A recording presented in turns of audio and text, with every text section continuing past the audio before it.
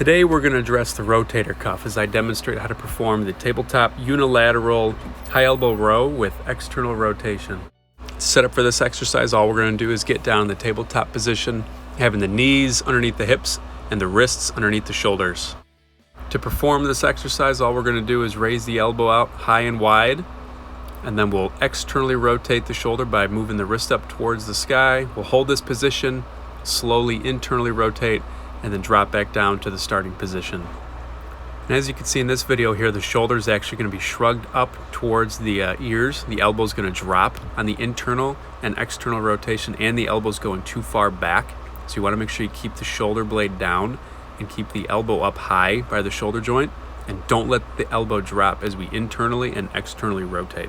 So the other motion is commonly known as a Cuban row, and what we can do to progress this movement is to turn it into a full Cuban press, where you'll do the same mechanics as the Cuban row, but then we'll add the press into it, staying wide and reaching as far in front as you can, and then still keeping a slow tempo on the rotations at the shoulder. This exercise is a great first step to address any pain inside the shoulder joint and help build a stronger rotator cuff.